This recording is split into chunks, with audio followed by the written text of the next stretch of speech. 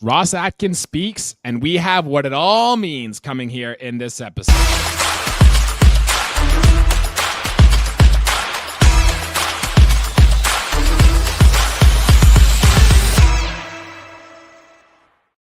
Good evening, everybody. It is November the 7th, and welcome to episode 220 of Buds and Blue Jays. It's your place for all things related to the Toronto Blue Jays. Jesse Burrell here, and I'm not joined by my usual co-host, Jesse Tricio. He has been dealing with a bit of a throat infection, so it's been painful for him. He can't swallow anything. He is on the mend, though. He is getting a little better. We fully expect him to have him back next week. So in the meantime, Dave, we're calling up our friend David Fulton, who longtime listeners of the show will know him. He's been on the show here many times before. Big Blue Jays fan, a guy we're always happy to have back on our show. Dave, thank you for doing this yet again. Glad to have you back. My pleasure. Happy to be here. You know, I love to chop it up with you. And I got to say, I like the new intro. That's new since the last time I was on. I really like that. Yeah, we're trying something new. We're trying to get more content up there. It's an easier listening experience for the audience at home, too. And the other one was cool. It has its own place. I kind of like this one. It's kind of neat. And just like the Blue Jays are going into a new team in the 2024 season, we were doing something new here on our show as well. It's just in symmetry, Dave, and that's what we love. Got to keep it slick. I like it. That's right. All right, Dave. Well, Jesse and I on our last episode, we talked about what we would do if we were general manager of the Toronto Blue Jays. We touched on some players we wanted this team to sign. We thought about some trades they could make. We even thought of some like minor league deals the Blue Jays could go through. But before we dive deep into what we're going to get into in this episode here, I want to hear what your take is, Dave. Tomorrow, Ross Atkins gone. Dave Fulton is in the general manager seat. Mark Shapiro hands you the keys. How are you fixing this Toronto Blue Jays team? Boy, that's a complicated one. Yeah, I don't think. See, this is the thing, right? Is I don't know if there's anything that you could do that's gonna snap your fingers and it's all over in one season, sort of thing. Like we're absolutely course corrected. But I think just from a general philosophy standpoint, a lot of the best teams in the league have a really good mix of signing key free agents, but also being able to have the space and time for guys to come out of the minor league system and being able to identify who those guys are and the right times to put them in. You can look at the World Series champions, the Dodgers. I mean, sure, did they spend like an absolute raft of cash on free agents last year? Absolutely. But there are guys on their roster that they worked up and built up internally and made the roster and did contribute. So if it was me, I think you do definitely need to have an emphasis on signing some key free agents. But I do think there's also got to be some room here for some of the guys who are already here to make an impact, or at least have the chance to make an impact.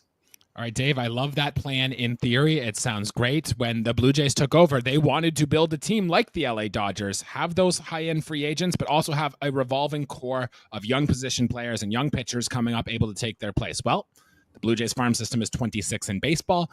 As we've talked many times before, they have not been able to develop any pitching whatsoever, Alek Manoah aside. And they're hitting, although looks promising coming up, haven't really been able to do it either, Dave. So it's a good plan in theory, and I love that you want to execute that plan, but this is where we're at with this team we have currently right now. So how do you do it? Are you trading away everything? Are you starting the rebuild? Are you sending Juan Soto a blank check with million zeros on it? Like, what is your plan? Well, I guess if we're just talking about right now, and you do want to get organizationally, you want to get to a spot where you can be like that, where you can do those things, then I think it really depends on the key question is, are you comfortable with the Blue Jays not being competitive this year? Right. Because I think whatever your answer is to that is going to have to dictate how you approach it. Because if you say, listen, for all intents and purposes, we're kind of punting on this year and we're hoping for 2026 to be, what we're targeting, 26 or 27 maybe, then I think you can start freeing up some space on the roster. Not necessarily, do a Tampa Bay situation where as soon as a guy's valuable, you sell him off, and not doing like a Marlins thing where anybody who has any value at all goes out the door. But you look at some of the log jams that we have historically on the roster where it is the middle infield positions, and you say, okay, which of these guys do we think we want to hang on to, and which of these guys do we think we can get some value back for? You free up some roster spaces. You hopefully bring in some minor league talent that you can then, start to rebuild the farm system. Obviously, you have to be drafting well as well. But if in lieu of that, you've got to be, looking at organizations that historically do draft really well and see if you can't pry a few guys away from them, because you can, be reasonably assured that they've drafted somewhat well. And you go from there. On the other side of it, if you think that, if you're saying, no, we want to be competitive for 2025 because, look at the season Vlad had last year and you're expecting Bo to bounce back and we have some other nice contributing pieces here. Yeah, I think you've got to try and get one of the big names out there. I don't know if that's Soto. I don't know if that's Santander. I don't know if that's, you worry about the pitching staff maybe a little bit. Obviously, the bullpen needs a lot of work, so you've got to look at that. But it's one of those things, right, where if you decide that you're punting this year to build for the future, that that's unfortunate. But on the flip side of it, if you decide to go like, yeah, we're definitely going to try and be competitive for this year, if it doesn't work again like it didn't last year, then we're in an even worse a spot than we are right now, hypothetically. So it's a tough one. It's a tough one. Yeah, so I'm with you. I think the best move for the Blue Jays long term is probably to accelerate this rebuild, to trade Bo Bichette this winter, to probably, as much as it sucks, move on from Vladimir Guerrero Jr. But all things that Ross Atkins has said is they are dead set on determining of fielding a competitive team this season in 2025. Whether or not that's the right move or the wrong move is a different story.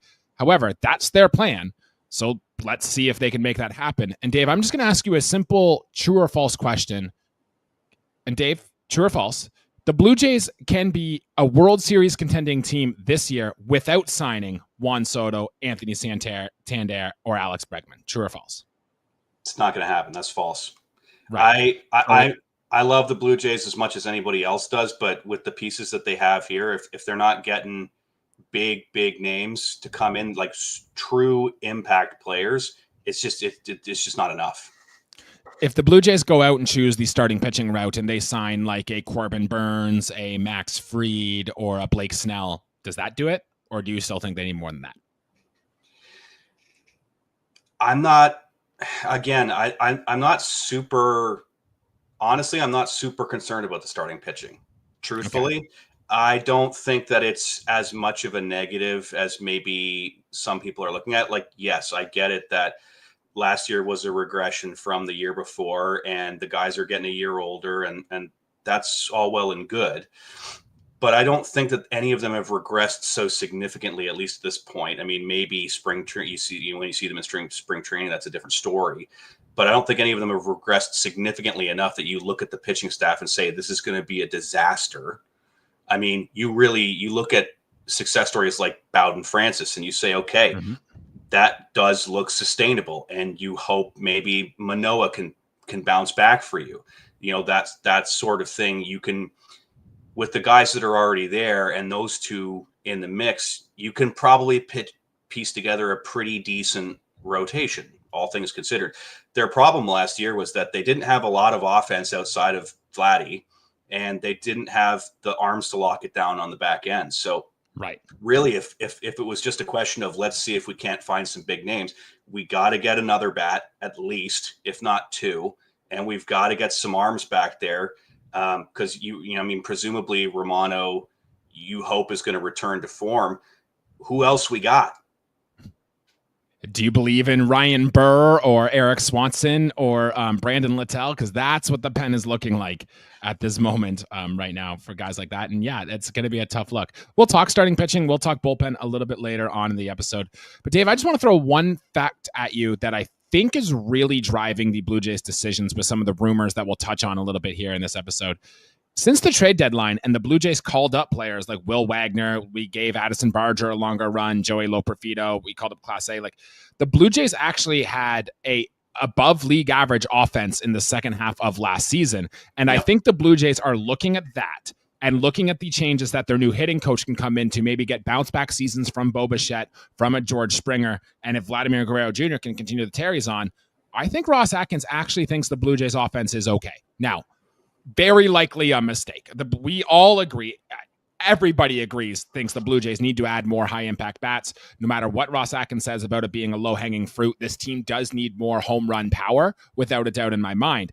It's just, I think that's why they are focusing so much more on run prevention, and from some of the rumors that we're hearing here, makes me really feel like the Blue Jays' impact piece, if they do sign one in free agency, is actually going to be a starting pitcher this year. I mean, I totally get the logic where you're coming from there. I'm just, it's hard not to be a little skeptical. Like, yes, and you'd be right to do so. I like Will Wagner a lot. I do. Yeah. I think he can be a guy on this roster. And Loperfido, there were spots for it. There were flashes. I mean, but it's looking like he's more of a defense guy, and that's fine. You need guys like that. Let's say Bichette comes back to normal, and so your middle infield is looking pretty good hitting wise. If you're saying that Wagner's you're most of the time at second base and Bichette obviously at short, okay, I can kind of see that, but it's a lot of everything has to go right. Yes, exactly. That was the point I was going to make. You know what Vlad's going to be. We can say with pretty good confidence, we know what Vlad is at this point. But you got to bank on Bichette returning to form. Okay, that's maybe not super unreasonable, but we got to see it. You bank on Wagner continuing to be the way he has. We still have a question mark at third base in terms of who's going to be there and what kind of production we get out of that position. The corner outfields are question marks. Don't get me wrong, I like Georgie Boy, but I didn't like what I saw down the back half last year. It certainly looks like it's catching up with them a little bit. And everything goes right. I still don't know, man. Like you can put up 6 runs a game and still lose a lot of games if your bullpen can't do anything. You know what I mean? Yeah, we'd become the Colorado Rockies, right? Like it's like you score 6 and you lose 8-6 every game, right? Don't get me wrong. I love a 10-9 game as much as anybody, but losses are still losses. So that's true, and that's what matters. So if you're on balance, like you need to prepare for guys to struggle, and you need to prepare for guys to not be there because of injury or whatever else the case may be. So that's why I've been saying it's got to be at least one bat. And if it's not one, it's got to be 2. Like we can't come away with no bats in free agency here. Or I agree. Like you say, you flip it on the other side. You say, well, we're calling up Alan Roden and we're calling up, this guy, that guy. And we'll just 2025 is going to be a see what we've got year. And then you worry about throw darts at the board and see what sticks type deal. Yeah. I like that. For what it's worth, Ross Atkins really does. He talked up Bo Bichette a lot. Like he seems to really like and seem fully confident he's coming back. Me, not so much. I don't know if I trust Ross Atkins either, but hey, a vote of confidence is always good. Dave, let's dive into some of these rumors here that come out from the general manager meetings in San Diego this week. And I want to play a fun game here, and we don't have to spend too much time on this, but this is simply, is this bullshit? And where I'm going to give you a quote that Ross Atkins said over the course of the GM meetings, and you're going to tell me whether or not this quote is bullshit. Understand? Ready? I got you. All right, the first one. The Blue Jays are, quote unquote, an easy no on whether or not we're going to trade Bo Bichette this winter. Is he telling the truth, or is this bullshit? I think it is true. And I think it's true because of the context there, because the specific context is this winter. Okay. I absolutely believe him when he says that he's not going to trade Bo in the offseason. I think he is going to give him a chance to get back to playing every day at shortstop. And if he returns to form, he looks like a genius.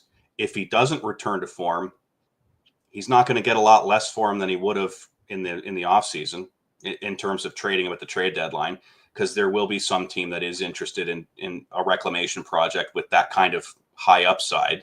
Right. So is the return that you would get this winter materially different than what you're going to get at the trade deadline? You might actually get more at the trade deadline, especially if he struggles a lot, but you do see the flashes, right? Sure. Teams love that kind of hope where it's like, this could be the guy at shortstop. Like, you've seen the production in years past. You've seen flashes of it. We can fix him. And it would not surprise me one bit that there's another team out there that can fix him. Look what Yusei Kikuchi did when he went over to Houston. He just dropped a curveball and he didn't start throwing it. And all of a sudden, Houston won every single game that Yusei Kikuchi pitched last year. Like, that is not an accident. And I'm sure a team can do that with Bo Bichette as well. I've said this before, and I'll say it again. I think the worst case scenario for Bo Bichette is you bring him back to start the season next year. He's good, but he's not great. He's not at the level he was back then, but obviously better than he was last year. And the Blue Jays are about a 500-ish team come the trade deadline. Maybe we're a game or two up. We're kind of fluctuating in that third wild card spot. We decide not to trade Bo Bichette because we're going to go for it, and then we get swept in the wild card round again, and Bo Bichette leaves for nothing. And that is ultimately what I think is going to end up happening. I really hope I'm wrong, but I think that is worst case scenario with Bo Bichette. Like, you either need to move on or lock him up long term, and honestly, both moves kind of scare me a little bit. Yeah, it's such an unfortunate spot that this kind of, like, the 2024 season happened the way it did when it did in terms of his tenure with the team, because it's really hard to move off him because he has the kind of, you've seen the production in the past, you know that he is capable of that, but Right. He's so close to free agency that it's hard to, he's gonna want a bag. And it's really hard to give him that bag because you kind of have to be like, listen, dude, we get that you were that guy for a couple of seasons, but you weren't last year. And this is, it's a show me league. What have you done for me lately?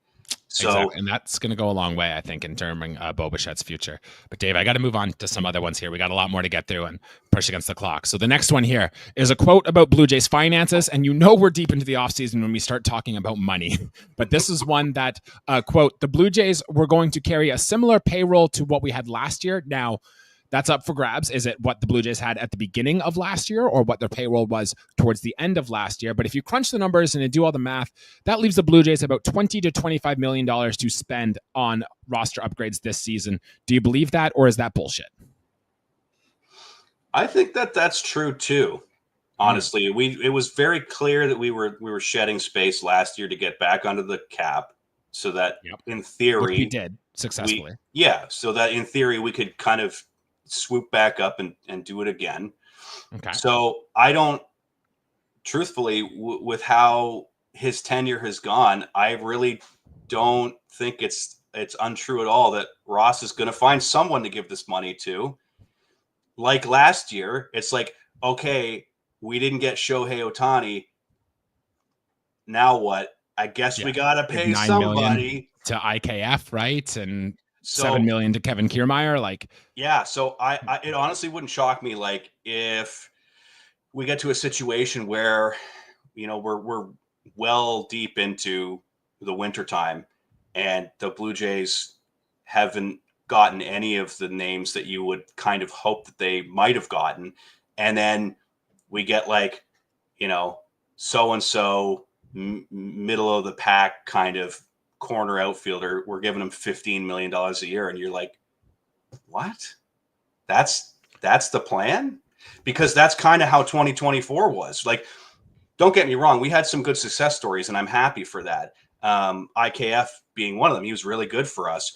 But I think we can all, if we're all honest with ourselves, we were coming into spring training last year being like, what?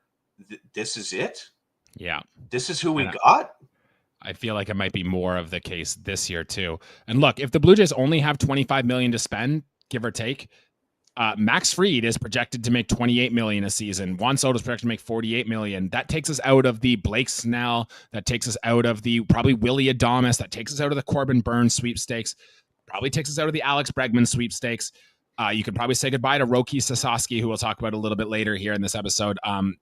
I don't see how you can build a great team if Ha-Song Kim is your number one addition here, or like as much as I like Shane Bieber or Gleyber Torres, like I don't think they're enough to really put this Blue Jays team over the edge. The only thing is Shai Davidi did quote, remember when the Blue Jays were going to give Shohei Ohtani $700+ million last year?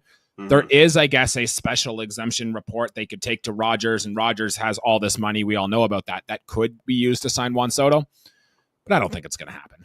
I really don't. So there's that in terms of money. Quick thought on that before we get to our last one. Yeah, it's tough to see. Like I say, the corporation can certainly make it work. The Blue Jays can, for what it's worth, they have demonstrated that they can and will spend that money. Yep. It's just a question of how we're going to do it. Because like I say, if they're going to be pulling out all the stops to get one of these guys, you got to do it this time. It can't be like, oh, we lost him at the 11th hour again. What's the old saying? Don't half-ass 4 things, whole-ass one thing. And that's what I think the Blue Jays really need to do this offseason here. My last quote of the Is This Bullshit? And it's something we've talked about before. But, Dave, the Blue Jays seem to be prepared to have Vladimir Guerrero Jr. be a quote-unquote regular at third base if we do sign a first baseman in free agency. Is this bullshit?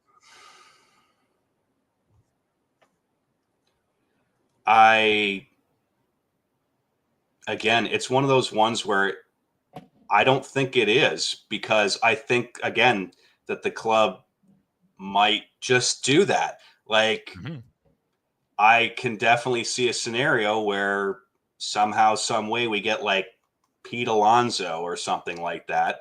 Christian Walker, or even let Spencer Horwitz take the range at first base, right? Yeah, Spencer, I like Spencer a lot. Yep. That's another problem, right? This is why I kind of in the early stages there, I was saying we've got to figure the infield situation out. I know this team is absolutely enamored with utility guys, but it does really create a problem when you're trying to free up space for the guys that actually deserve it. Like Spencer Horwitz is a guy that demonstrated last year he needs to be in your lineup most days, if not all days, and it's really hard to do that with Vlad being the player he is at the same position, right? So I could absolutely see a world where they're like, Spencer's good enough that we're gonna give him first base, and we trust that Vlad can at least be league average defensively at third base. I don't know if that's going to be the case. It's hard to say, right? We got one season of him at third base when he was a green as anything rookie. Right? And he was the worst defensive third baseman in baseball that year, and it wasn't even close. Exactly. He was far and away the least valuable defender at that position. And again, how much of that is he's really raw, and how much of that is he's just not a great defensive third baseman? It's really hard to tell. It's one of those. It's a situation where if they decide to do that, it's like, okay, let's roll the dice again then and see what happens. That'd be a massive switch from the Blue Jays, who last offseason talked so much about run prevention, to now just being like, yeah, you're the worst defensive third baseman in baseball. Go out there for 150 games and see what happens. Look, I love it. I love chaos ball. I'm all for it. And honestly, I really do think the Blue Jays might do it. Dave, just give me a number. If I were to put an over-under at game started for third base for Vladimir Guerrero Jr. next year at 65.5, you'd go an over or under?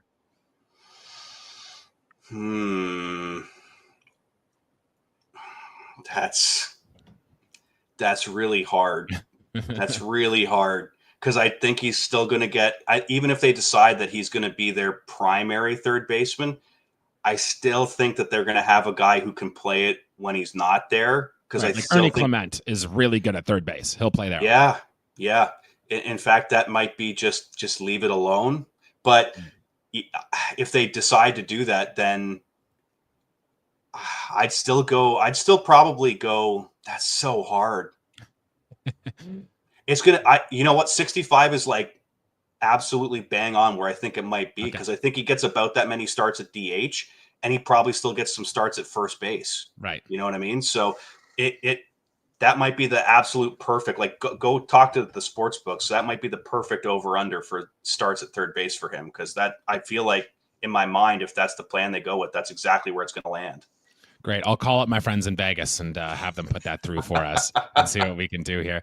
It goes on to some of the rumors that we're going to get to that we've heard this week from the GM meetings. And the first one was the Blue Jays are looking to improve at corner outfield, second base, and then third base in that order, which makes me think the Blue Jays aren't really prioritizing third base as much as they are other positions, which makes me feel like they are comfortable letting Vladimir Guerrero Jr. start, say, 65 games at third base next year. It seems very, very likely to me there.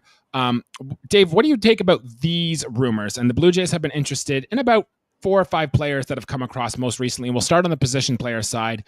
Quote that came out, Ben Nicholson-Smith reported this. He said the Jays have, quote, serious interest in both Anthony Santander and Gleyber Torres. Dave, in 2 minutes or less, give me your thoughts on those 2 players. I like Santander, one of those guys that you always forget about. And then you see him play against you and you're like, wow, I forgot how good this guy is. But he's, if I'm not mistaken, I think he's 30. 30 years old, yep. Yeah, so I worry that, like, I think he's probably still got some good years in him. I don't think that would necessarily be a bad signing, but I wouldn't want to give him like a huge deal. You know what I mean? I think that's a guy you give like 4 years and then reassess and see where you're at. So that wouldn't honestly be terrible. Gleyber Torres is certainly an offensive upgrade in the middle infield. Defensively, Yeah, but so if I the guess Blue Jays are turning defense away, then you think Gleyber Torres makes a lot more sense, right? yeah. Like I say, if they've decided to flip flop back to their original side of the coin, where they're like, listen, we're willing to take a little bit of defensive warts with some offensive upside, a la like Philadelphia style kind of, then yeah, that does make some sense. I do worry that's gonna, like, again, I really want to see Will Wagner at second base. I really do. And I think the Blue Jays do as well. I think the Blue Jays really like Will Wagner. So then I'm like, okay, if we like him and they like him and we think he's going to be a guy, he was pretty decent offensively last year, and defensively he was, middle of the pack. So like, what's wrong with that? Why? I would just wonder why we need Gleyber if you like Will Wagner as much as you say that you do. Yeah, platoon him with Orelvis Martinez or something, and you're really cooking at the second base spot. And I really think a platoon of Will Wagner and Orelvis Martinez could be top 5 in position in all of baseball. And I would love to have that probably at second base more than third base based on Orelvis's defense and Will Wagner coming off his, I believe it's knee surgery. But we will see. Just really quick, Dave, yes or no? Anthony Santander projected 4 years, $80 million, $20 million a season. Do you give it to him? I think that's reasonable. Yeah. Okay. And then Gleyber Torres, who is currently projected something similar, 3 years, $54 million. So about $18 million a season. Do you do that? I don't hate it, but I would still say no, because I'm like, why? Right. I'm with you. Anthony Santander, I think there is real smoke here. I believe he was drafted by Cleveland when Mark Shapiro was there too. So I could be wrong about that, but that seems to ring a bell for me. So there is a connection there. And we know the Blue Jays seem to always like to target guys they've had in the past. My gripe with Santander is his main tool is power, and the power is legit. The power is real. The power is what the Blue Jays need. However, if that skill falls even slightly, you're looking at Kendrys Morales 2.0, and that is a very, very tough player. So that's what worries me a little bit about like Pete Alonso too, for example, giving him like a 7-8 year deal, is that once that skill fades, it's tough to get back. And Santander is very much a let's hit the ball in the air to my pull side, kind of the Willie Adames special, which is the thing the Blue Jays were absolutely terrible at last year. So maybe new hitting coach changes that or whatever, but with the new hitting style that our new hitting coach wants to implement here in Anthony Santander, it could work. Yeah, definitely. Like I say, as well as I do, I've been screaming for all my lungs will be worth for years now. Please, God, give us an impact bat in this lineup other than Vlad. And especially if it can be a lefty bat. For God's sake, give us a lefty bat. You know what I mean? So if we can get any power at all in this lineup to help complement Vlad, I think that's worth it. But I absolutely agree. His defensive metrics are and he doesn't really bring a lot of anything else other than home run power. So if he doesn't have that, yeah, I mean, we've had as well as I do, we've had plenty of guys like that through the organization the last 10 years. Kendrys Morales ended up that way to a lesser extent. Justin Smoke ended up that way, where when he wasn't hitting home runs, he wasn't really doing anything. Yeah, that's a great comp. Justin Smoke, I think, for Anthony Santander. A player I loved, a player I really enjoyed watching when he was with the team. But as soon as he stopped hitting home runs, it was very, very quickly like, what are you doing out here? Okay. I'm with you. And let's talk about two more rumors that the Blue Jays have been heavily linked to. The first one is a player that Jesse Tricio really likes, one that I do not really like, and that is Ha-Seong Kim. Again, going to that second base spot, a little bit more versatile. He's coming off of shoulder surgery, I believe, that he had this last year in San Diego. I'm not buying the offensive upside. I don't think I ever have. I did watch him in Korea because I watched a lot of Korean baseball during COVID, and he was a star over there. So I like him for that. But I don't want to give Ha-Seong Kim the money that he is going to want, especially because most of his value comes from defense, and I think we're fine defensively at the middle. But give me your thoughts on Ha-Seong Kim if he were to arrive here. He's a player I really like, so I wouldn't hate it. But I agree with your assessment. If you're getting him for the defense, and you're hoping that some of the offensive upside was real, because he certainly did have flashes with the Padres there, filled in very admirably. For a couple of guys on their infield when they were injured. But yeah, it is tough. He's coming off of shoulder surgery and a season where his OPS plus was below 100. So you wonder if he's ever going to get it back. Because again, the older a guy gets and the more banged up he gets, that does tend to sap your hitting statistics. So it's the same situation, just in reverse as Glaber. It's like, okay, if we can get a guy who has great defense, but he doesn't do much for us offensively, how is that materially different from what we have right now? Right. And his best defensive position is shortstop. Ross Atkins literally just said a week ago, we're not moving on Bo Bichette, and you're not convincing Bo Bichette to play second base. So I think it would be terms of spending your dollars, especially if it's like 4 years, $78 million, like he's projected to get. Spend that elsewhere. The big one on the starting pitching front here, Max Fried has been getting a lot of love. And I think out of the three main starting pitchers, the high-end starting pitchers, the Corbin Burns, the Blake Snell, the Max Fried, I have Max Fried third on that list. Him and Aaron Nola, I find, are very similar. They can be dominant at times. Remember, Max Fried shut the Blue Jays down in a start they had earlier this year. So there's that. But I think he's last on my list of who I'd rather go after between Snell, Burns, and Max Fried. What do you take from the Blue Jays going after Max Fried?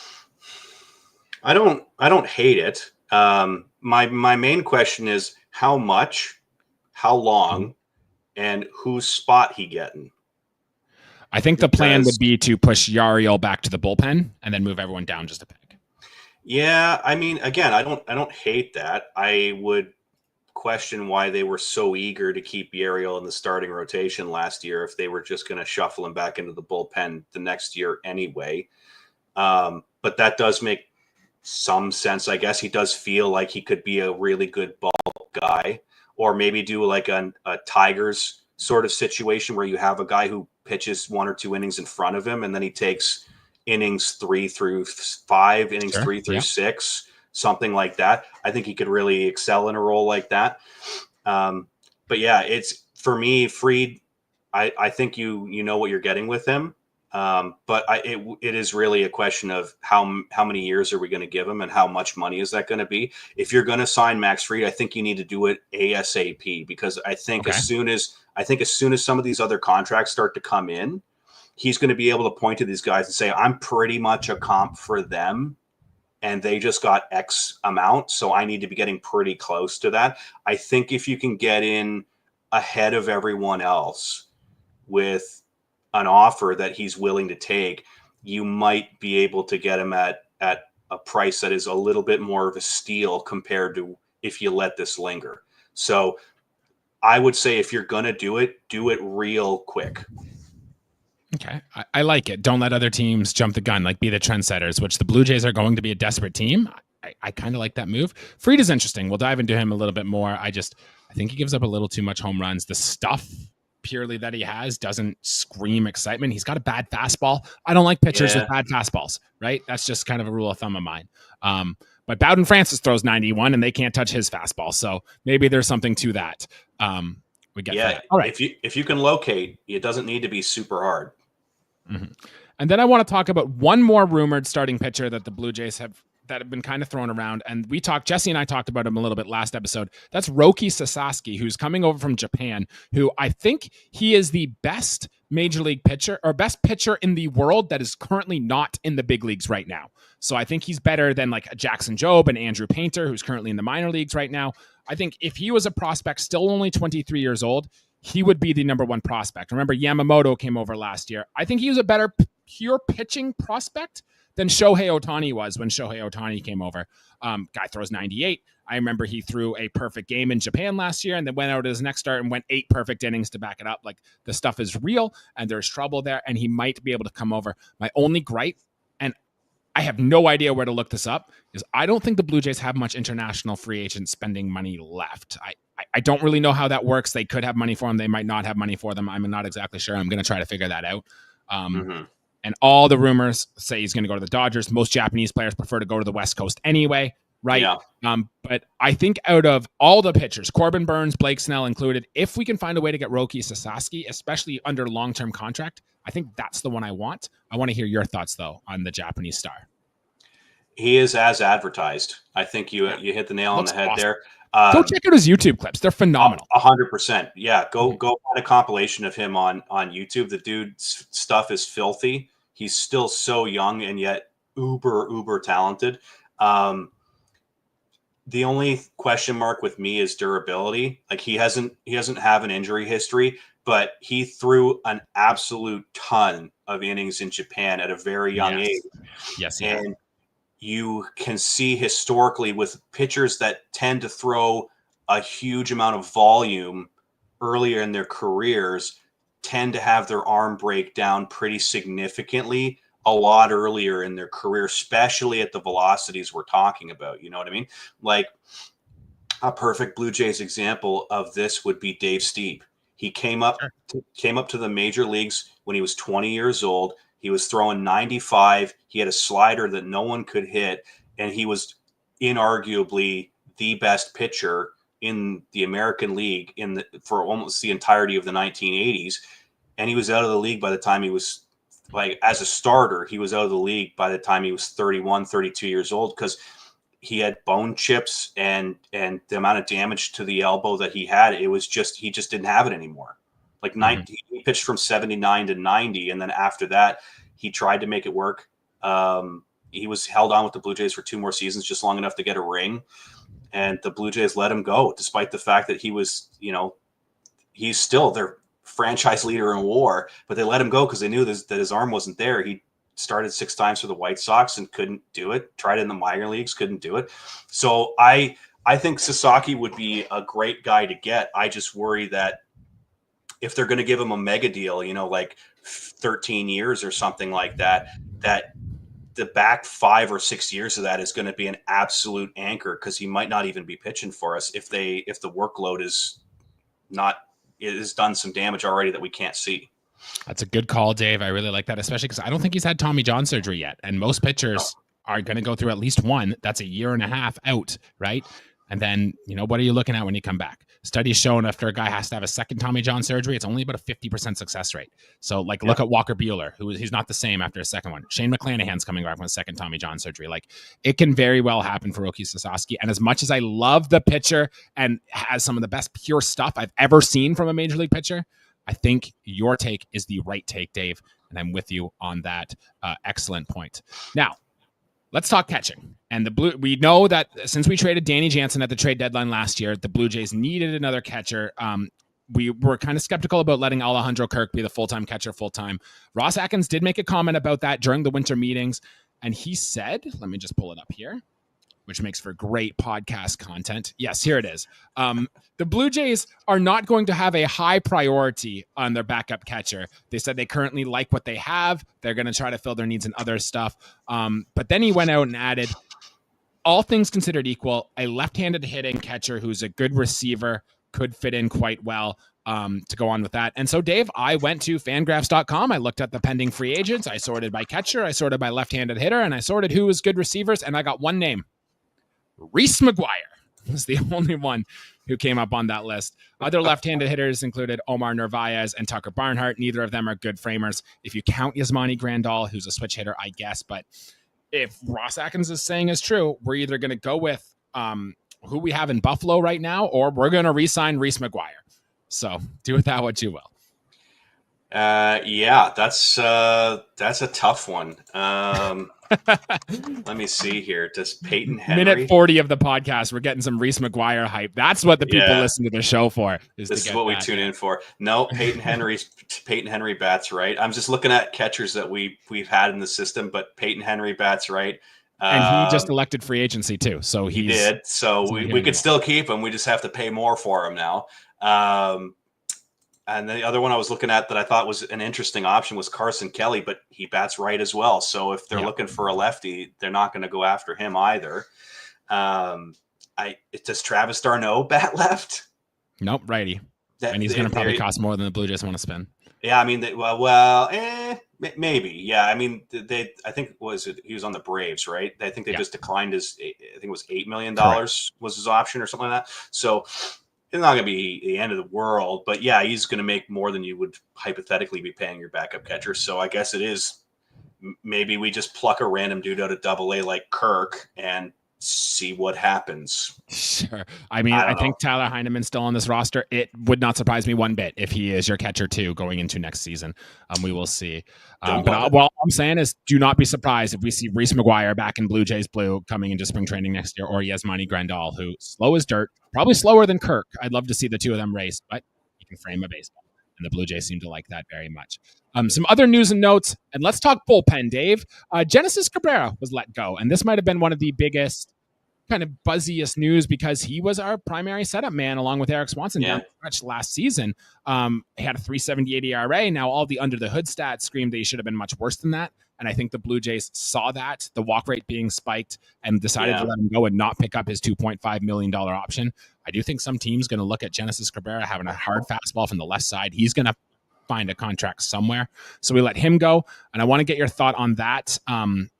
Before I do, I think the Jays just like Brandon Little. I like Brandon Little, who led all of baseball in ground ball rate for his inning minimums that pitched. And I think the Blue Jays are just looking, we can pay Genesis Cabrera $2.5 million, or we can give Brandon Little just a little over $1 million. We'll take that guy. Give me your thought on him in about a minute or less. Yeah, I like what you saw from Littell. I mean, he clearly had some bumps in the road there. There were some real blow-ups that he had, especially down the stretch.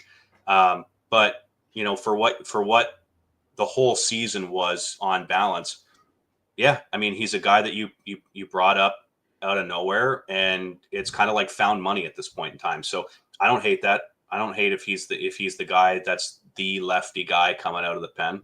That's okay with me. Great. And then on the pen, both Jordan Romano and Eric Swanson and Dylan Tate seem to be candidates for DFA.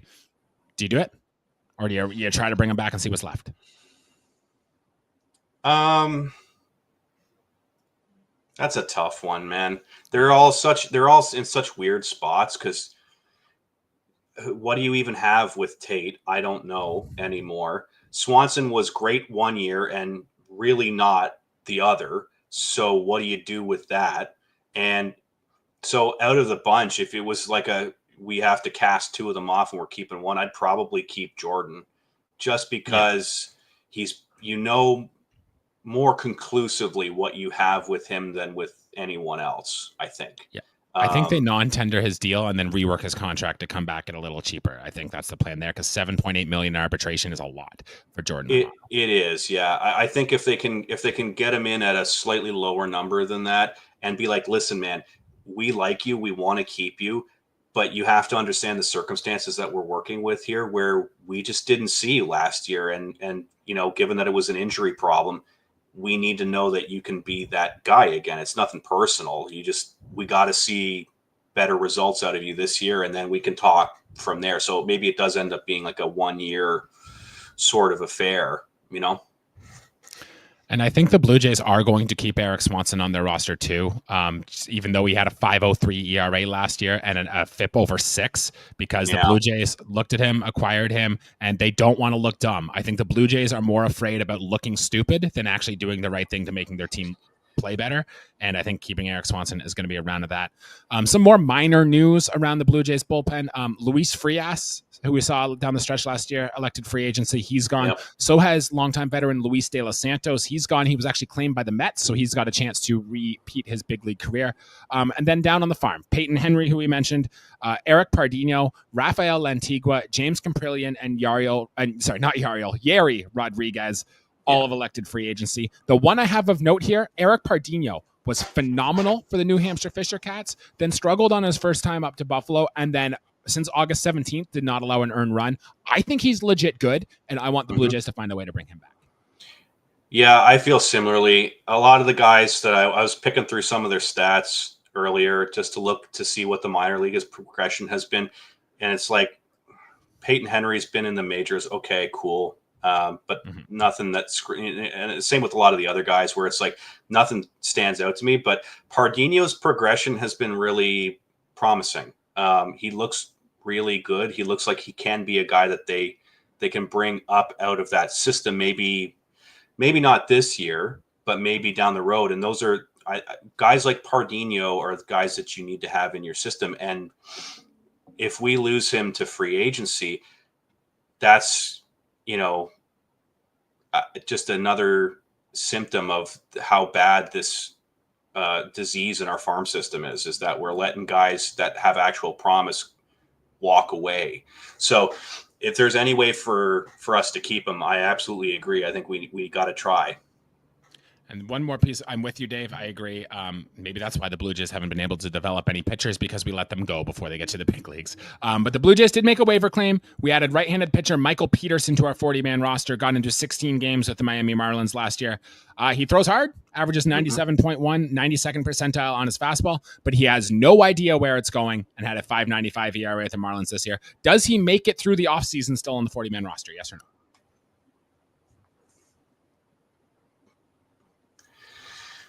I'm going to probably guess no. Yeah. If I had to say, I think this is a situation where they're like, I think it's very much like a slightly tuned down version of like Robbie Ray, Yusei Kikuchi sort of situation where it's like, it's clear that there's a lot to like here, but we need to fix you first. So It wouldn't surprise me if they claimed him and then we get to, pitchers, catchers in February, get to spring training in March. And, if the control issues persist, then it's like, okay, you have to figure this out in AAA. Hey, Easton Lucas, Brent DeGus, Nick Robertson are all still in the 40-man roster. So there are definitely guys who can be cut off this 40-man roster going forward. All right. Some minor stuff here. And I want to play a game called Does This Matter, where I will spit something out and you will tell me, does it matter? Plain, simple, nothing to it. You ready? I'm ready. Okay. Vladimir Guerrero Jr. and Juan Soto were playing Call of Duty together. Does this matter? No. No, you don't think he's in the COD lobbies trying to collude? Oh, I'm sure he's like, hey, would it be really cool for us to play together? I just don't think it matters because I think a lot of players do that, irrespective of where they end up. Like, these guys are very jovial characters on and off the field. It makes complete sense to me that they would be friends outside of baseball. So no, I don't think it matters at all. Probably smart. Dalton Varsho won a Gold Glove. That indeed does matter. Congratulations, Dalton Varsho. But my question does this matter is he might not be ready for spring training. So do you think there's a chance the Blue Jays sign a defensive-minded outfielder just to cover the month until Dalton Varsho is fully ready? Or do we go with like a Jonathan Clase or Stuart Baroa?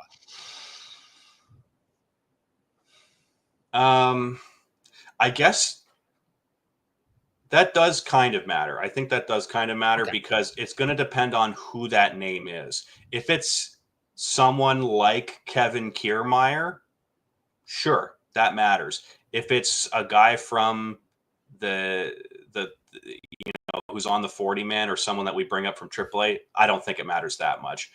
So I'm thinking like a Michael A. Taylor, maybe, who signed for 1 year, $4 million in Pittsburgh last year. The name I was really thinking was Kevin Pillar would be fantastic, but he's retiring. So happy trails to Kevin Pillar. I know he underratedly such a good player in this city. I was sad to see him go when he went.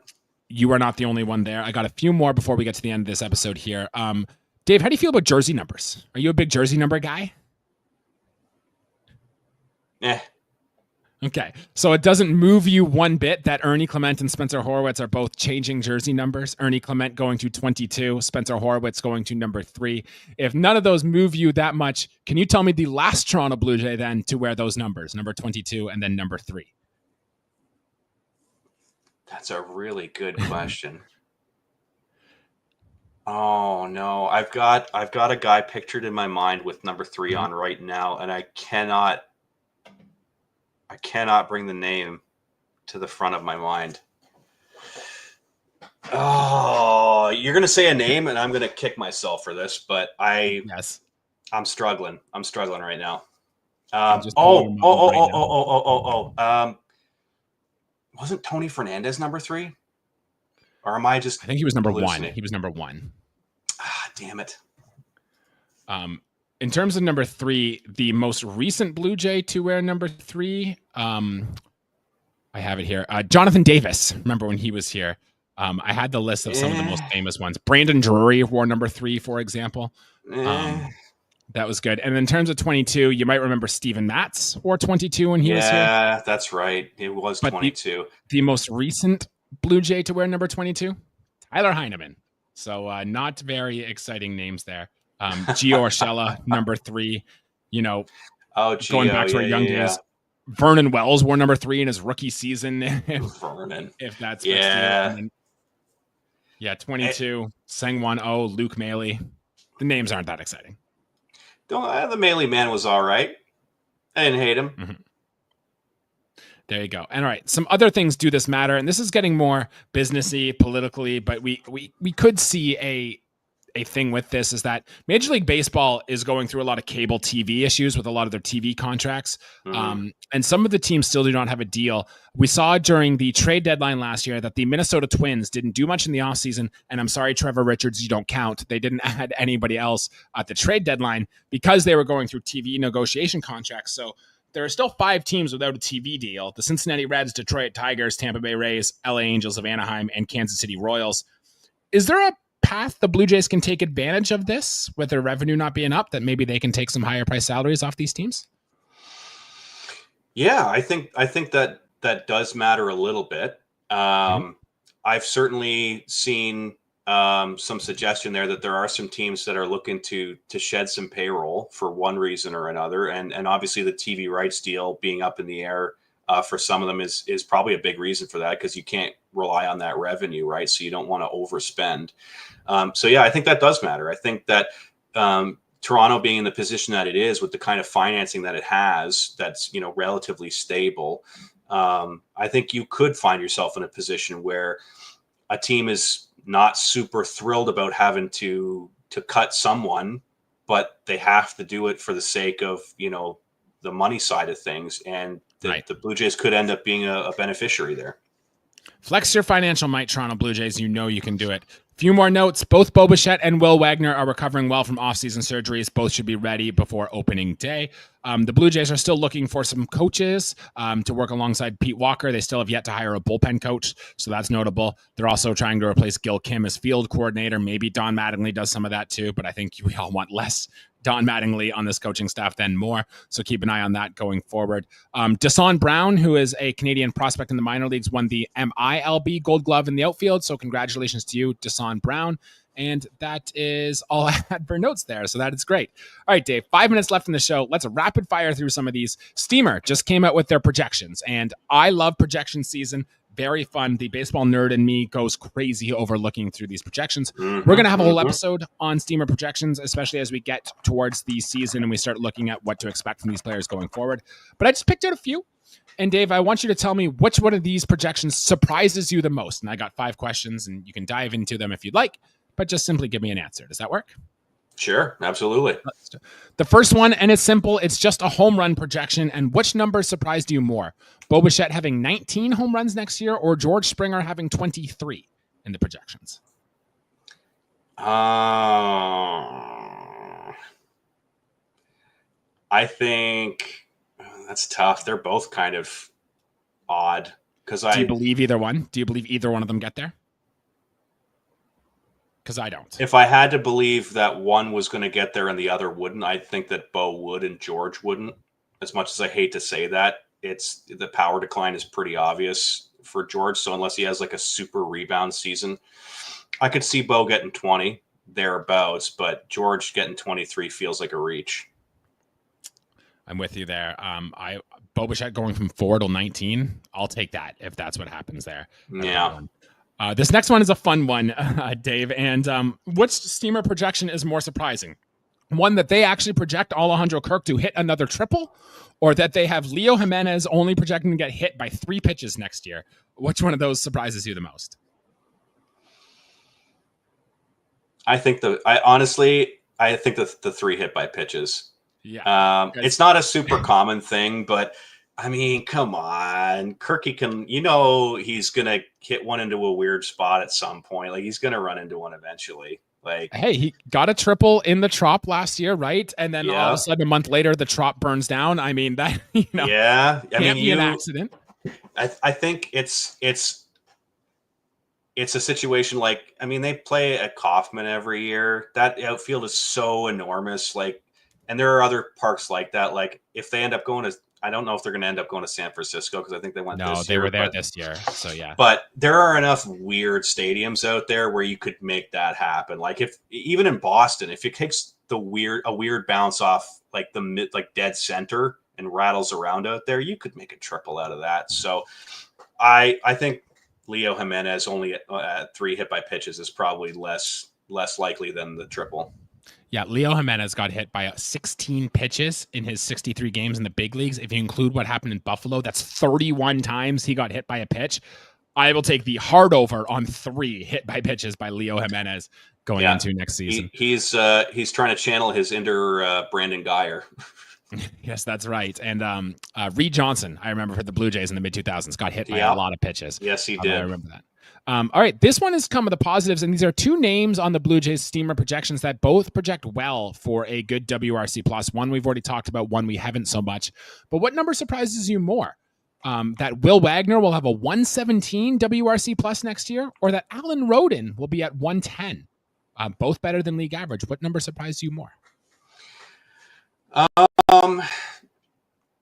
I honestly probably the Roden one, just because I don't think it's clear that he's going to be on the roster. The team seems very committed to throwing money at guys to come in from elsewhere, and that has historically been, a cap on guys coming up out of the minor leagues. And I think if anyone deserves to get a long look on the major league roster, it's probably Alan Roden, but I just don't know if they sign a couple of other outfielders. How do they even fit him in? Right. So I think the 110 is generous only because I just don't think he's going to get the playing time to make it happen. I've been on record, too, saying I really do think the Blue Jays are going to trade Alan Roden. He's not on the 40-man roster. I remember at the end of the season press conference, he talked up him and Leo Jimenez specifically. It kind of echoes when the Blue Jays really talked up Zach Logue before shipping him off to Oakland for Matt Chapman. I really do think the Blue Jays are going to trade Alan Roden while his value is so high at some point this offseason. So I'm with you on that, Dave. My next one, and this is just a simple ERA one. What number surprised you more? Kevin Gausman with a 3.86 ERA or Bowden Francis with a 4.31 ERA? Which of those numbers surprised you most? I think the Bowden Francis one, just because I think he is going to come in under that. Gausman doesn't surprise me because I think it's going to be based on a lot of his prior success. He has enough good pitching under his belt that I think they're looking at it and saying, on the balance of probabilities, we don't think he's regressed so significantly that it's going to be a disaster. That ERA feels very reasonable for him next year. I think Bowden Francis is the surprising one because, I mean, it is surprising, but it isn't surprising because, again, there's such a small sample size. I do think he will probably come in under that. It's just, it's hard for a projection to make heads or tails of guys when they're so early in their tenure, right? Right. And I think the projection systems are looking at Bowden Francis is going to be a lot more hitter prone, probably give up a lot more home runs. I want to mention too, Kevin Gausman looked like he got healthy down the stretch last year. Last 9 starts for Kevin Gausman, 2.22 ERA with a FIP at 3.17. Like it seemed to match it. So Kevin Gausman seemed to figure it out. So I'm with you on the Bowden Francis one. And then my last one, Dave, it's a simple OPS prop. Spencer Horwitz at 766, which is higher than Bo Bichette 762. Which number surprised you more?